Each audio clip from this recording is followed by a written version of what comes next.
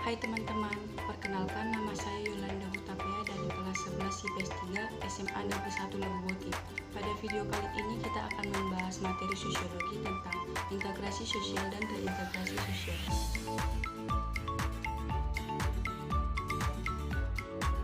Pengertian integrasi sosial menurut KBBI, integrasi adalah sesuatu yang tertentu sehingga menjadi kesatuan yang utuh dan bulat.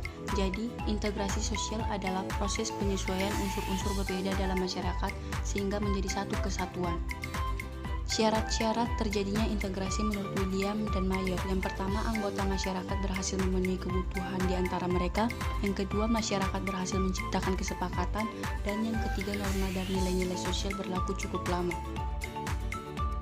Faktor yang mempengaruhi cara lambatnya integrasi sosial yang pertama, homogenitas kelompok. Kelompok dengan homogenitasnya atau kesamaan yang banyak akan cepat terintegrasi dibandingkan dengan kelompok heterogen atau beragam. Kedua, besar kecilnya kelompok. Kelompok kecil yaitu mudah membuat konsensus sehingga integrasi cepat terjadi. Kelompok besar yaitu sulit membuat konsensus sehingga integrasi semakin lambat terjadi. 3. Mobilitas geografis. Semakin sering anggota masyarakat datang dan pergi, semakin sulit terjadinya proses integrasi sosial karena mereka harus beradaptasi kembali dengan kebudayaan baru. 4. Efektivitas komunikasi. Semakin efektif komunikasi berlangsung, semakin cepat integrasi anggota-anggota masyarakat tercapai. Bentuk-bentuk integrasi sosial. Yang pertama, integrasi normatif adalah integrasi yang terjadi akibat adanya norma-norma dalam masyarakat, contoh peraturan sekolah yang harus dipatuhi. Yang kedua, integrasi fungsional adalah integrasi karena ada fungsi-fungsi tertentu dalam masyarakat, contoh suku Bugis suka melaut berfungsi sebagai penyedia hasil laut. Yang ketiga, integrasi koersif adalah integrasi atas dasar kekuasaan yang dimiliki, contoh polisi. Proses integrasi sosial. Yang pertama, asimilasi, yaitu proses yang ditandai dengan pengurangan perbedaan-perbedaan yang ada di antara individu atau kelompok dalam masyarakat.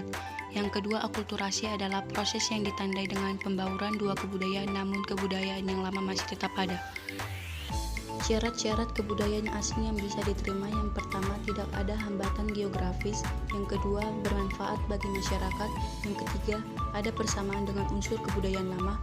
Yang keempat, ada kesiapan pengetahuan dan keterampilan. Yang kelima, bersifat kebendaan.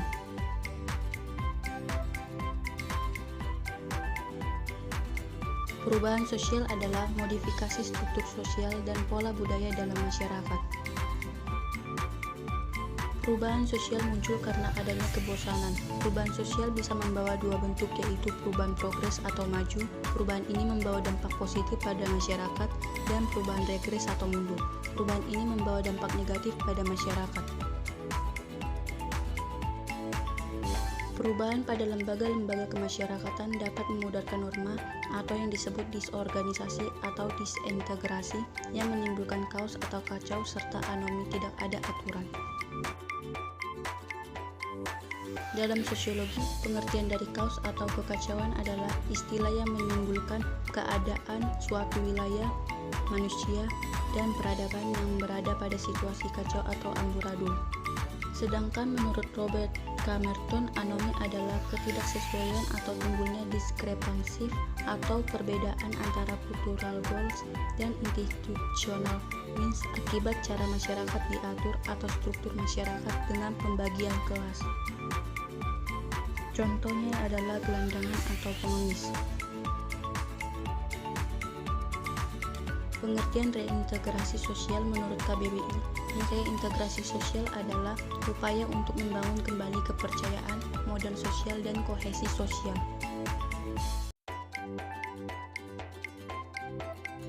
Menurut Durkheim, kohesi sosial tercipta karena persamaan nilai, persamaan tantangan, dan kesempatan yang setara didasari oleh harapan dan kepercayaan. Sedangkan modal sosial adalah suatu serangkaian nilai atau norma-norma informal yang dimiliki bersama di antara para anggota suatu kelompok masyarakat yang saling terkait, yang didasarkan pada nilai kepercayaan, norma, dan jaringan sosial. Menurut Sukanto sendiri, reintegrasi sosial adalah proses pembentukan kembali nilai dan norma untuk menyesuaikan diri dengan lembaga-lembaga yang telah berubah. Apa upaya untuk reintegrasi? Upaya yang dapat dilakukan yang pertama, mengupayakan penyelesaian konflik seperti mediasi atau arbitrasi. Yang kedua, meningkatkan toleransi dan rasa saling percaya. Yang ketiga, penguatan kembali nilai-nilai kearifan lokal. Yang keempat, menjaga kelanggengan situasi damai.